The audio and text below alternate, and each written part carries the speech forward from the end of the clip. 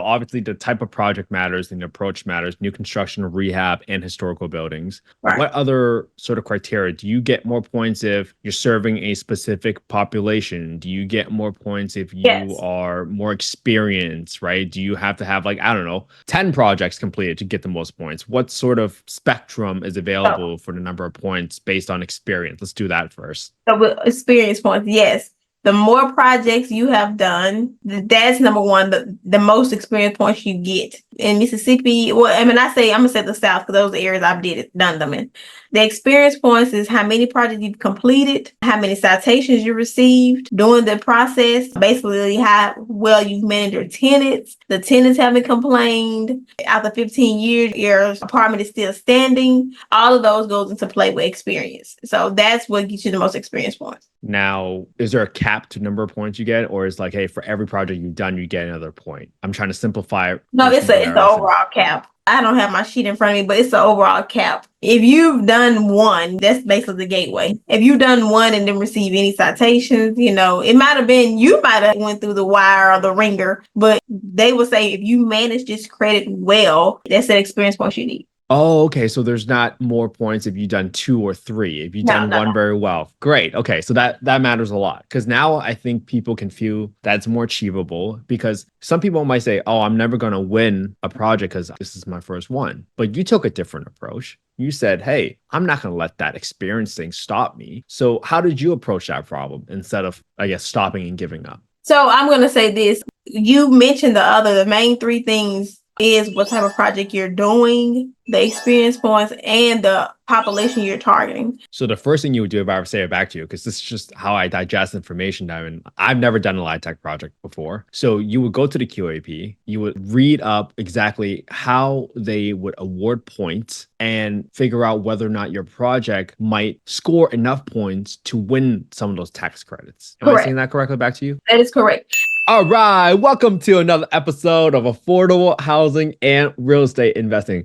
Guys, today I am bringing on Miss Dyamone White, and she has such a deep expertise in finance and affordable housing, and not to mention the amount of community work that she's doing to raise awareness about affordable housing, but also taking the steps, moving forward, even when things are hard, trying to put together her first LIHTC deal in a JV partnership. So for those of you looking to get inspired today, this is the conversation for you. Ms. Dyamone, how are you doing today? I am great. How about you? I am fantastic. Like I told you, I've been looking forward to this conversation all week since I first started talking to you. Me too. For people that don't know you, Dyamone, who are you and how did you even get into the space? Okay, well, I am Dyamone L. White. I am from Edwards, Mississippi, which is a small town outside of Jackson, which is the city capital for Mississippi.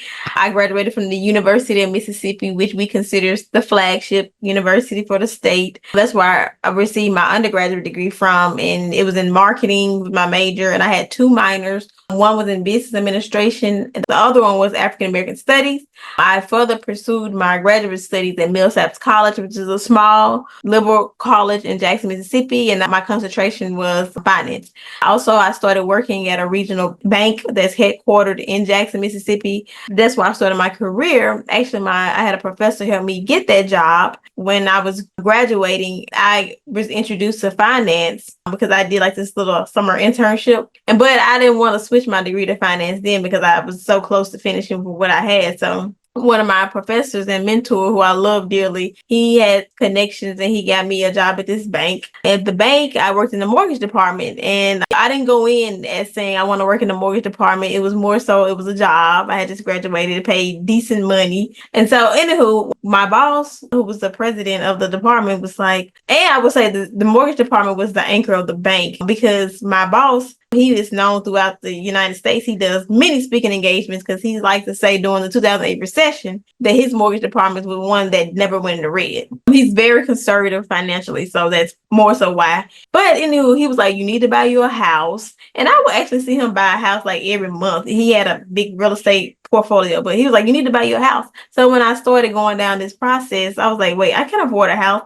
And it wasn't really per se because of my income or credit. It was the fact that I had student loan debt. And, I had graduated, so I was going to have to start paying on this debt. And so that was factored in the application process. So I was like, oh my God. So then asking him about different, like, I know they had programs for teachers, doctors, firemen. Well, why we don't have a program for people who just graduated college with student loan debt? And he never really paid attention to me. But also I started to take note in my job in the mortgage department. I would pool mortgages and we would sell to investors, mainly government agencies, Fannie Mae, Freddie Mac, all those, and government loans or whatnot. But I would never see any people who look like me as a Black woman or Black person really just qualifying for these mortgages. So then when I would talk to him about it to appease me, because we was hitting the records, like we was breaking records or something like that, he was like, oh, well, instead of getting my bonus, which he probably should have gave me, he sent me to Affordable Housing Conference. And at the conference, I learned so much. I found out it was an industry, it was a thing, and that it was a lot of people like me in the world who needed affordable housing. And so at this conference, I met some people who worked at a CDFI that's also headquartered in Jackson. And just to find CDFI for the audience, what does CDFI stand for? Community Development Financial Institution. And the CDFI I worked for is one of the biggest in the southern region. They do new market tax credits. They receive an allocation every year. So I went over there. They recruited me. I started working. I worked in the commercial lending department, which is the same as the mortgage, but I was a loan officer and I dealt with really affordable housing developers. That's when I was introduced to the low income housing tax credit program. And I will say there, we only did LIHTC affordable housing projects. We didn't do just finance regular affordable housing projects. They had to be LIHTC. So then that's when I got my, start, read about the program, learned the program. And then I actually would ask my boss then at Hope, I would say, well, why don't we have minority developers? And he would say, well, they don't have the experience points. And so I was like, okay, that's that. So during 2020, I was recruited to work for the SBA, federal government. So I was still doing housing consulting, but I was working for the federal government during the pandemic. And so now I'm back to doing just housing consulting full time. But I have a lot of housing projects, things going on around affordable housing. So I'm trying to do my first deal. And actually, I'm working on doing a big affordable housing event in the state. We don't have one. Then I'm working on like a nonprofit advocacy program as well for around affordable housing. And the advocacy piece will basically handle the state lobbying part for affordable housing policy issues and matters. Wow. Talk about doing close to nothing. Are you kidding me? You sound like the businesswoman in the world. Yeah, I wish. Well, Diamond, I want to peel back a few things first, right? So you threw out some terminology and I want to make sure the audience can follow you. The first thing you mentioned was LIHTC. Mm-hmm. What is LIHTC? What does that stand for? Can you define that for the audience really quick? LIHTC is the Low Income Housing Tax Credit Program. I believe it's IRS Section 42 is the code, I believe. Am I right? So you were at the CDFI and you worked in the commercial lending department first. We're specifically helping developers with LIHTC. Now, let me go super basic for just 1 second, because what I want to paint a picture for the audience is, here's Diamond. She has a great heart. She wants to help people, but so many people in the world are so lost about how to get started. And sometimes if we can just shine a light on someone else's path, someone might feel inspired to take that same path because you learned it, Diamond. And even though this might be this world full of jargon and all these words and all this vocabulary that most people don't understand, you can learn it. So maybe let's start there, Diamond. When you went to the commercial lending department, how did you even start learning? What did you find was the most helpful way for you to learn about this entire industry and for you to learn about how financing works in affordable housing? What I did was I would go and download and I emailed myself the loan packages. That was like 50 pages. And so in the loan packages, we would use Novogradic, which is industry standard and very popular. So they would basically send these feasibilities analysis. They would have so much information in these packets. So I downloaded all these packets. And so then I learned how the deals were structured. I learned about the application process. I learned who were the developers, the main players in my state. But we also actually did the CDFI workforce service the Mid-South. So we serviced Mississippi, Louisiana, Alabama, Tennessee, and Arkansas. So that way I was looking at 5 states programs basically by just reading their loan packages. So that's how I really got started. And I would see, like I said, the financial analysis and just the requirements that the CDFI will require, as well as what our closing agent will require. So that's, account reserves and things like that. Okay. And this is why I really want to call out to people, right? Even if you don't know how to this information or you don't know how to learn, this is as simple as reading. Just what Diamond spelled it out for you. And I'll be very honest with the audience, right? I didn't know any about this stuff 2 years ago, but I decided to start a podcast so I can bring folks on like Diamond who are experts in their field to answer the questions that I wish someone would have answered for me in the beginning, to be honest with you. Like, I never knew what LIHTC was, but that's why I bring on people. And I'm so grateful to bring on someone like Diamond onto the podcast to answer some of these questions for you. So if you all have more questions that we don't cover in this podcast, make sure you leave it in the comments, and I'll make sure I'll bring Diamond back on in the future to cover. I don't want you guys to think it's a one and done thing. Diamond is a wealth of information, and she is here to serve. And it shows she's giving and taking the time out of her day to come on here and share this valuable information with all of you that she had to read through 50-page documents to go through and learn. And another thing too is Novogradac produced these books. They're like $600 though. So that's a pretty hefty fee. So it was like, well, I can just read these loan packets and go from there. And that's what I believe are the hallmarks of successful people. They are resourceful people, first and foremost. All right. So now that you learned, right, just by putting yourself into the nitty gritty details and learning everything, maybe if I can set the stage a little bit, right? So typically what happens in a ground development deal for the audience, for them to understand, is that typically you have to get financing in place for you to build a building, for lack of better words. There's a piece of the capital stack, which is your total. Think of your capital stack as the whole pie of all the money that you need to build this thing. But a piece of that pie is usually debt. Debt is money you borrow from other folks. And then there's the equity portion, which is lower in the capital stack, hence why it's more risky. But that's area where a lot of people struggle to raise money for because it's more risky. So let me set the stage there. Diamond, why do people even pursue the LIHTC program? What is the benefit, and why is it so important for affordable housing developers to know about LIHTC? Okay, well, I would say the LIHTC program was created in maybe 1985, 86, in the mid 80s because we needed housing. Housing was a thing. And so in order to incentivize real estate developers who wealthy individuals and real estate developers have a pretty healthy tax liability or, owe a lot of money to the IRS and whatnot. So this was used to incentivize real estate developers to go in areas that may not be so pretty, distressed communities, and produce these housing units and produce them of quality. And that way you also would get this basically hefty as well tax write-off as well. And so now how the process goes is, a developer applies. And I would say now the program has kind of shifted in my personal opinion, because you have people like me. I'm not a wealthy individual yet.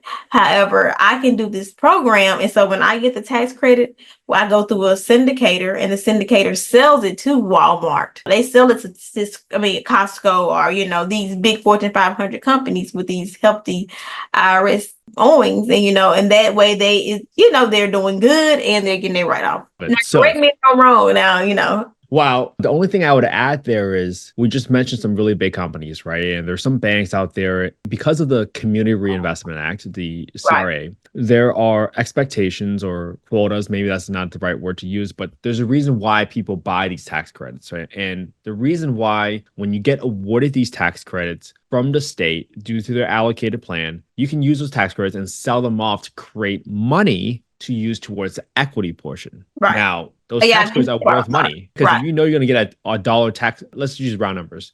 If you know that you can sell a tax credit for $100 refund the next year, you say, hey, maybe I want to give you $85 for that today, so that Diamond can use that $85 to go build a building, but that person gets a benefit because now they get a full $100 refund from the tax credit the following year. Just breaking out very simple. What do you think about that explanation, Diamond? I agree with that. And I want to say this too, just being somebody who came from a private financial institution to going to basically a nonprofit one.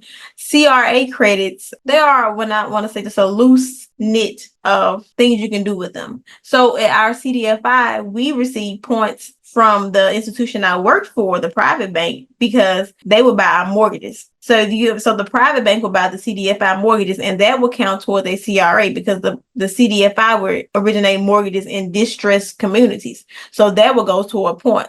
So sometimes smaller financial institutions, they will use all their CRAs to the CDFI in their community that way.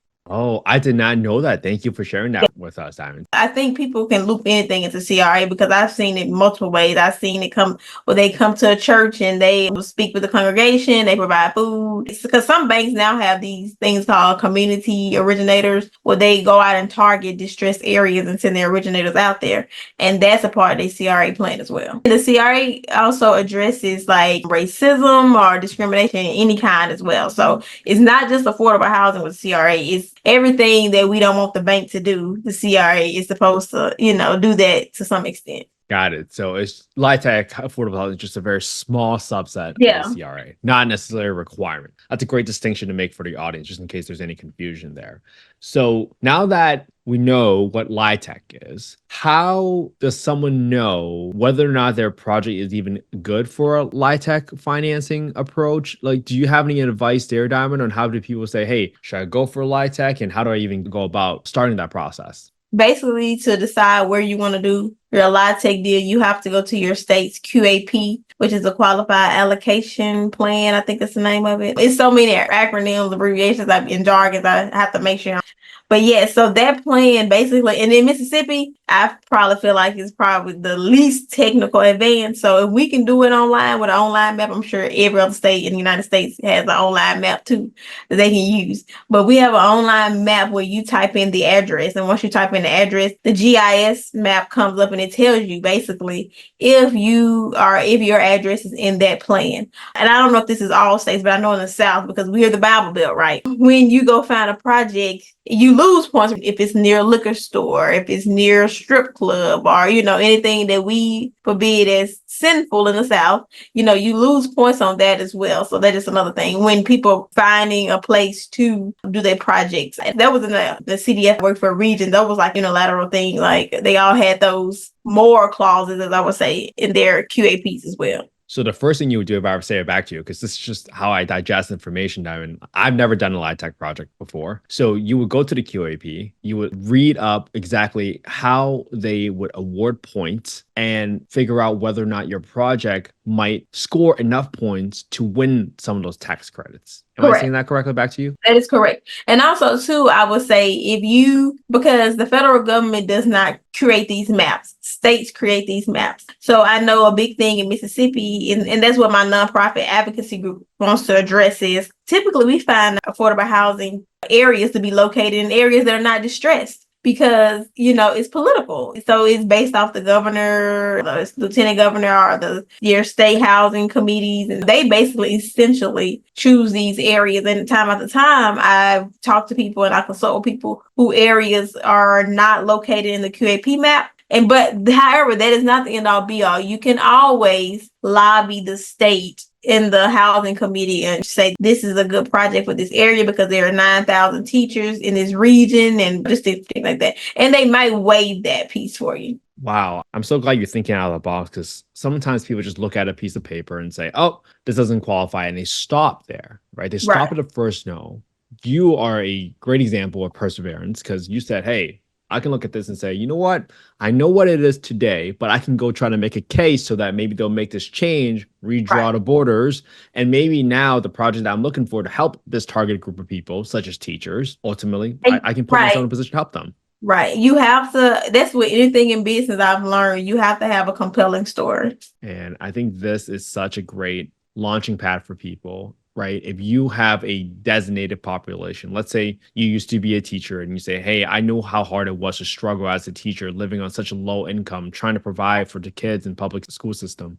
Well, now you get to help all the other teachers that are staying in the system, but now maybe you can help them with the housing, which is a huge, huge expense of the monthly budget. And it's a huge expense. I don't care where you live in the United States. It's a huge expense. All right. So now we're going through the systems and we talked about the points. Can you share with us, obviously you said, hey, sometimes you lose points if you're near liquor stores or strip clubs. How can people score more points in order to be more competitive and get awarded these tax credits? Okay. The guy who I'm doing the joint venture with, he has done 90 LIHTC programs throughout the South since 1987, since its origination. And he was a CPA before he started his degree in history is in accounting. However, he is considered a master, right? And so he told me when I went to him about a project I wanted to do, he was like, you can throw that away. He was like, because you get the most points. Well, I'm gonna go down. He said new construction, very expensive. It's hard. You will have to basically have an outstanding balance sheet and probably be in the game 5 to 7 years to do a new construction. And especially right now with high construction costs and just labor, material, and blah, blah, blah. Okay, so then you have your rehabilitation, rehabs. So rehabs are very competitive. You say, I mean, because everybody knows they're gonna go for this. They're not that expensive. They're very competitive. However, the one that receives the most points and probably not as expensive and most impactful is historical rehabilitations.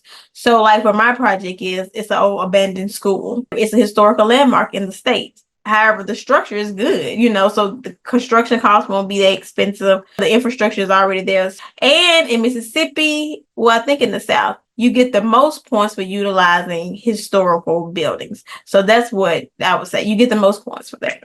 Got it. So obviously the type of project matters and the approach matters, new construction, rehab, and historical buildings. Right. What other sort of criteria? Do you get more points if you're serving a specific population? Do you get more points if you are more experienced, right? Do you have to have 10 projects completed to get the most points? What sort of spectrum is available for the number of points based on experience? Let's do that first. So with experience points, yes.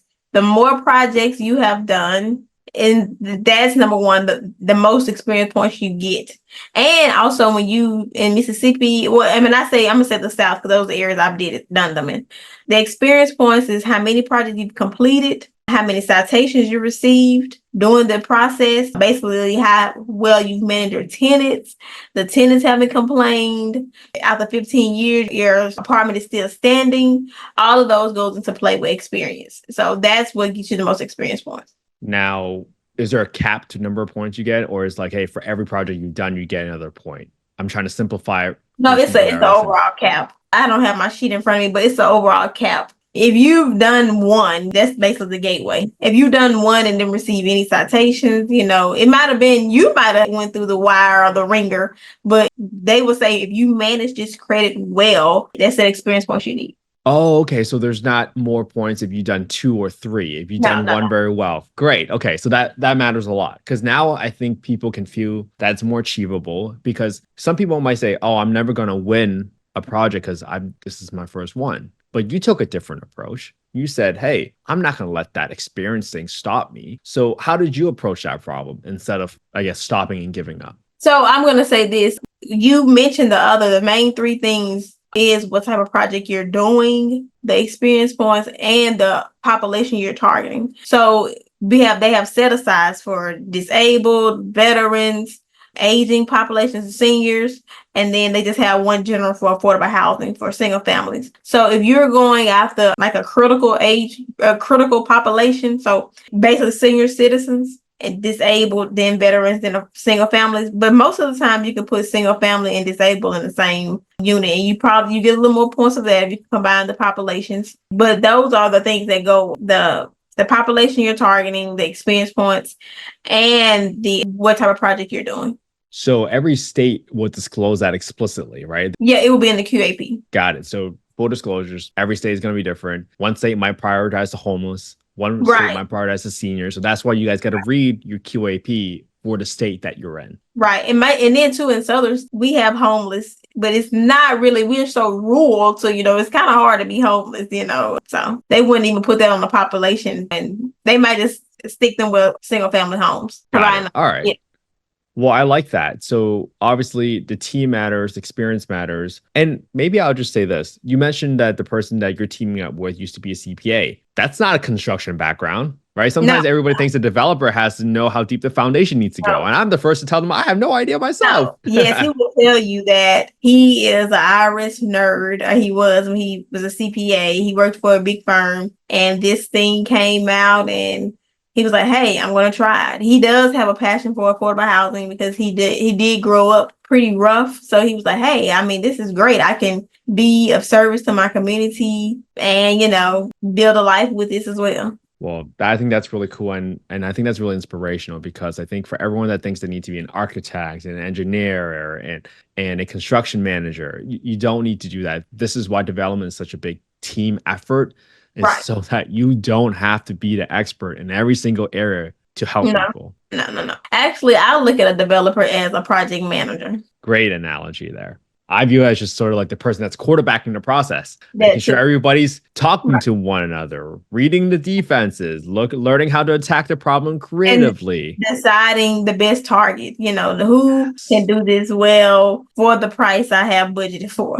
Got it. Well, I think it helps when you got someone with finance experience, such as you yourself, Diamond. So this is going to be really great. So does the team matter? I guess is the next question. So your friend is a CPA. Does the quality of the builder, the actual contractor who's digging the foundation, putting in the buildings, going vertical, does the experience of that team matter in the LIHTC application? Yes. Okay, So I will start with the guy who I'm doing the joint venture with. He please. has been in the game clearly long enough, longer than I've been alive, actually. So he has his own construction company that does nothing but his projects, basically. So, I mean, that's him. And I would say mine will probably be, and I envision my projects being a little more cute to say, that he's building standard, plus he's a seasoned person. So, he's not into aesthetics or making sure they're cute or whatever. But in my space, so I have my brother is a general contractor and he actually does nothing but affordable housing. He does this with actually a developer who I love. She's like my mentor, really from a distance. We talk, but I watch everything her. She has a nonprofit affordable housing development organization. They're based in New Orleans. She created hers after Hurricane Katrina. And so her thing was to rebuild in the areas that were decimated by Hurricane Katrina. But anywho, so he does building for her and he does building for construction for another affordable housing who is also a woman as well. But however, to get these, he didn't have to, but it just helps the developer if he goes and get these HUD certifications because HUD's the one who does the inspections. So, if you go to these HUD conferences and get these classes and get these certifications, you already know upfront. So when you need to get those occupancy letters or approvals for people to move in to please your syndicators, it's way more easier if you already know what HUD is anticipating. So, and most syndicators will kind of have some influence with the construction companies because, like I said, they're going to be the ones who put the demands on you, the syndicators. So you're going to be the middleman between basically the syndicator and the construction company because when the syndicator say we need these apartments to be live in 30 days, you have to go tell the construction company. That means they need to know that you need to do everything that's going to pass this HUD inspection in 30 days. Got And it. like, Because you got to get that certificate of occupancy. And we keep right, talking right, about HUD certification. That right. means that the builder, the general contractor, has to be a HUD certified builder, right? Right. And I'm assuming there's a way to look up which contractors are HUD certified on a website or something like that. Yeah, most of the time developers will know because their syndicators will probably give them those type of lists or, and also syndicators have construction companies that they lean toward too as well. So that's another thing. And most of the time, once a syndicator and a developer find a good construction company, that's going to be that person because they're going to understand that they understand the rules. My brother can tell you in his sleep what a HUD apartment needs. It has to be this type of granite at least. It has to be a socket over here, there.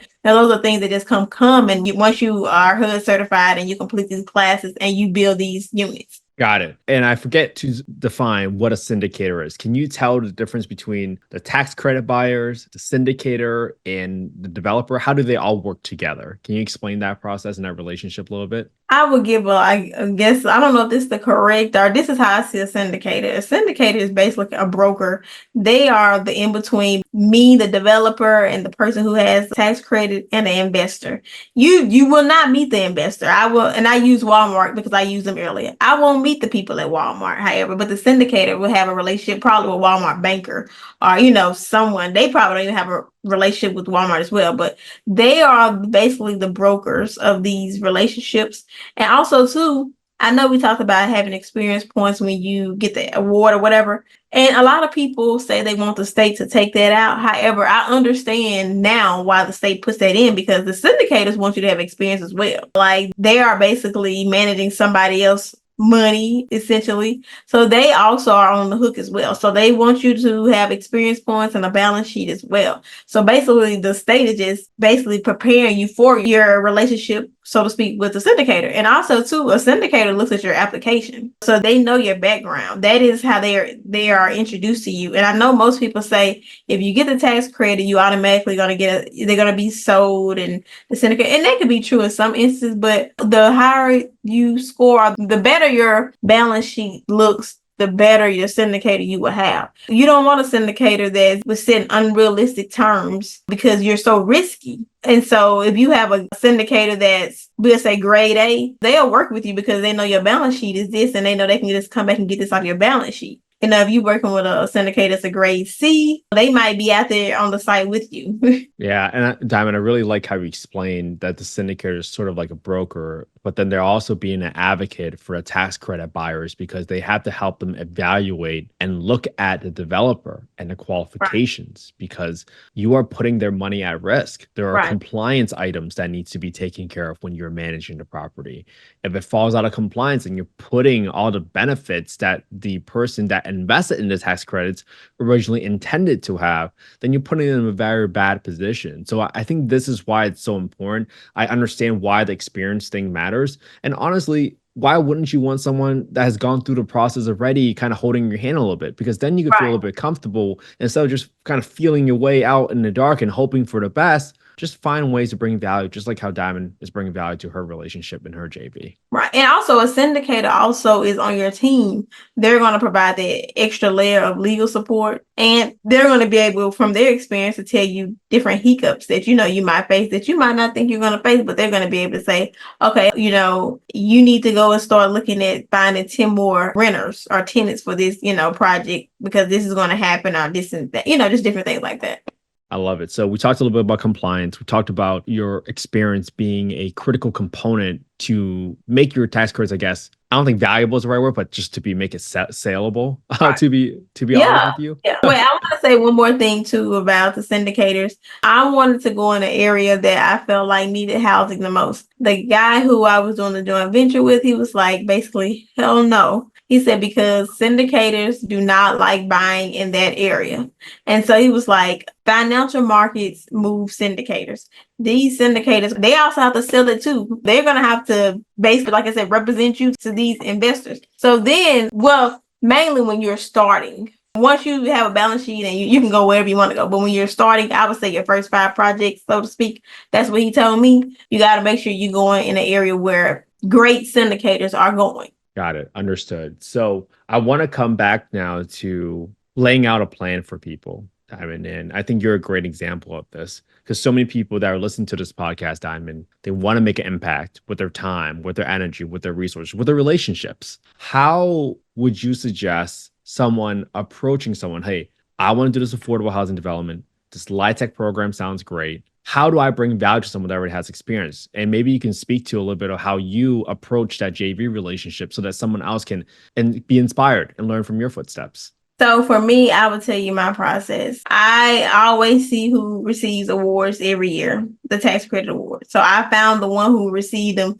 was every year he received so many. And actually my state created this law basically was saying that the one developer could get 25% of the allocation a year. So my mentor, my professor, who found me the job when I was 10 years ago, actually now, about 9 years ago. He is actually doing affordable housing project in his hometown in a very rural area in Mississippi. And so just so happened, he was asking me about it because I'm in the space. And he was like, one of my students was like, well, this guy who's my joint venture, he does it, reach out to him. I was like, great, because I want to meet him, So we met and then I told him what I wanted to do. At first I was hesitant, but I was like, I might as well tell him what I want to do, why I have him here, because he also does other things in real estate development. And so when I knew I had him sitting in this office, I was like, I got to go for the kill.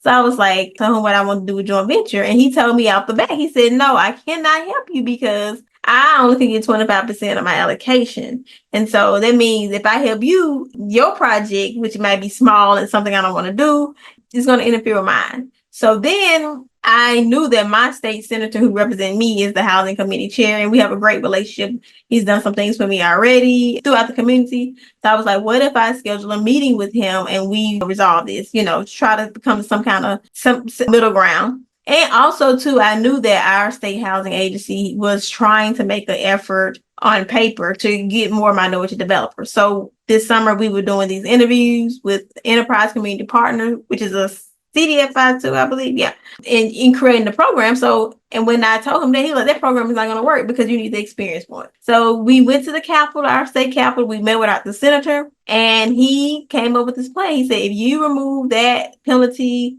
that says that I can only receive 25% allocation, and then he said that if you allow me to get my 25% allocation and be joint ventures with people, I will do it. Basically, he said you will have to incentivize me on being doing joint venture. So that's how I came to mine. And so basically, we talked about the high cost potential barriers to entry. And so he is basically retiring out of this industry, and he does want to help minority developers because he has done some in the past. So he was like, okay, well, I'll tell you what, you get this percentage of the development fee and you get equity in this project. And he said that way you will lead this project with starting your balance sheet, and you will leave it most importantly with your experience points. And he was like, I will show you how to put a deal together my way. Because he said in the past when he's worked with developers and joint ventures that he does all the work, and the other people who work with him are never able to replicate what they did because he has his own office that does underwriting and things like that. They didn't learn that part, or they didn't pay attention to that part. Well, the difference is between me and those people probably is that I've done underwriting before. My degree is in finance. I understand how money moves. I understand the players in the industry. And we have been working on the application. He typically tells me to do what I'm going to do on the application. And on Saturday mornings, we have coffee. I share with him the application. He gives me feedback, and that's where we are now. Thank you so much for opening up the curtains, Diamond, and showing people how there is a path forward. If you're out there right now and you're listening to this podcast, maybe for the first time even, this is a great path. You can go to your state allocation plan and look at who has been awarded credits. This is all public information. Right. You can reach out to the people directly and offer value, no matter what that is. Maybe you learn how to underwrite from Diamond. Maybe right. I bring on Diamond back onto this podcast and we actually walk through, hey, when we look at the Mississippi Qualified Allocation Plan and look through the application and see how the points are, we can look through Diamond's eyes on how she looks at the QAP and how she reads through it. And now you can take that back and go back to your own state and apply the same principles, the same approaches. That's how you get started in this world that might be very mysterious, might be really scary, because I know how it felt when I walked by apartment buildings when I was a kid. And I said, that's a game that's never for me. But it is. You can absolutely do it if your passion is right and your why is correct, and you have someone like Diamond showing you the path on how you can take those first steps. Diamond, I'm so grateful you came onto this podcast today. This is fire. Oh my God. This is so good. This has been, how people always say it's never an overnight success. No, this has literally been probably since like 2018. Like I'm just reading, studying. Well, I really didn't do any digital learning, just really just studying, talking with people, trying to figure it out, reading loan packages. Yeah. No one ever said it was going to be easy, but the steps are simple. You can read these loan packages. You can learn to watch videos. You can absolutely do it. And I think Diamond is a great example of if your heart is in the right place and you're committed, that's the real thing. If you're committed, you will find a way. Even if it's tapping into some of the more experienced developers out there, like you can get in the door. It's a matter of whether or not you're hungry enough and whether or not you want to put in the effort or not. So exactly. Diamond, this has been an amazing, amazing conversation. We learned so much from just understanding basically what LIHTC is, learning about the application, understanding who syndicators are, which some people don't even understand that they're just sort of like brokers. But this is a good question. I asked this question to everybody in the space, and we might have covered a little bit, but I kind of want to learn from you. Why do you think affordable housing, particularly the lack of supply of affordable housing, is so hard to solve for? So you saying why it's still a problem, basically? Yeah. Yeah. Why is there such a lack of supply of affordable housing? What do you think? Yeah. What do you think? And I think that barrier probably will be here because it is still money. It's still public dollars used and different things like that. So that barrier is going to be here. The only thing that's stopping it is you just need more people doing it. Like once you get in, I think it's unlimited. I think it's just like with construction, my brother, he shares information if you just ask him anything, but he was like, because we need 20 more contractors just right here in the city we stay in. Like, it's so much work to be done, so many units that need to be produced, but it's only so many developers. It's only so many construction companies. Like the guy who I'm doing the joint venture with, like he has like 9 projects that hasn't even started construction yet just because of manpower. They're not affordable housing, maybe 2 maybe affordable housing, but some of them market rate. He also does, commercial development, but it's just because he's been funded. It's just the manpower, we got to have somebody to build it. So I would say that's the main thing. Construction would be the main thing. I'm so glad you covered that, because I think people underestimate that there's no more room for them. But Diamond is literally telling you, we need you in this affordable housing industry. Yeah. And I believe the government tells us that too, because just this year, I think that every year recently, they have been tweaking the IRS Code 42, trying to incentivize more. And actually, I was telling someone who's in government, because I possibly might be doing like a congressional hearing with the housing. It's like they are trying to get more houses on the ground. The main thing is construction. Yeah, it's the labor market. Like I know, like in the county I stay in, we have a wait list any day of just 25,000 people who need affordable housing. The voucher, we just don't have the demand. I mean, Mississippi, we have the real estate. We are a rural state. We have land for days. We just don't have the people who can build. The building process is just slow. And I'm not saying that from a safety standpoint. I'm saying that just finding the laborers to do it consistently. And I think that's why, when the government is going toward the workforce development and blue collar jobs, because that's true. That's basically stopping some of the demand. I mean, that's what we need. We need more information out there, which you came on and provided. We need more construction. We need more labor. We need more skilled labor. Yes. And we never covered this, Diamond. Are you able to explain the difference between the 4% tax credits and the 9% tax credits? Okay, well, that's kind of easily, I would say the 9% tax credits are very competitive. And so actually in the South, they compete and they're like, you have a month or so to do an application and you compete and you're trying to get these 9% credits because of course they're more valuable. We know from the difference in 9% and 4%. But the 4% in Mississippi, I know you can get them year round. Of course, they're less attractive. But also, too, a lot of first-time developers they might get the 4%, and a lot of set-asides for nonprofits and things like that in Mississippi are set aside with the 4%. However, they're never really used. I think we always have extra 4% available because it's like you're going to go for the 9%, but the 9%, like I said, are very competitive. But the 4%, I would say, is for people who are probably on their 15th project. You probably have great relationship with banks all over the United States. So those are people who use 4%. That's a good way to explain it because 9% is more attractive because obviously they yield you more dollars of investment per dollar of tax credit. Right, and less money up front. Basically, you probably won't even have any cost up front if you stack it right. You might not have nothing up front to pay. But 4% you're gonna pay some at closing. You have some cap because 4% is non-competitive. It's on a rolling basis. Now, are there caps to the 4% or 9% tax credits? Right? Is there like a minimum or maximum project size for those tax credits? So in Mississippi, yes, we have some. There in the QAP, they really fluctuate every 2 years. I think most QAPs change every 2 years, and they're based on construction costs, material costs, different things like that. But for like 4 units, it used to be, I'm gonna say like roughly 30 something, and then 9% tax. The 9% credits unit used to be maybe like 80 units at least. 80 units. At least for those type of projects. Okay. Well, this has been an amazing conversation, Diamond. And I think that idea we talked about where we bring you back on and we get into nitty gritty details and we look at a QAP, I would love to bring you back on and have you actually go through and teach other people because I think it would serve so many of our audience members just listening to you, talking out loud about how do you see these terminologies that might be very scary fine print sometimes is what it looks like. Yeah. But when you got an expert like Diamond looking at it alongside with you, that's when the magic happens. Well, I am still a baby expert to say the least. So give yourself some credit. Well, I'm going through my first deal. So right now I'm going to try to do as many applications as I can since I have, my JV right here with me. So my goal is and our applications aren't due until maybe like, I think, end of March or something. So my goal is to put maybe like 5 to 8 applications together. Of course, all of them won't be awarded, but if I can get like 2 awarded, that'd be phenomenal. And are you sort of locking up the land or locking up the property yeah. first and then making an application? Is that what you're doing, Diamond?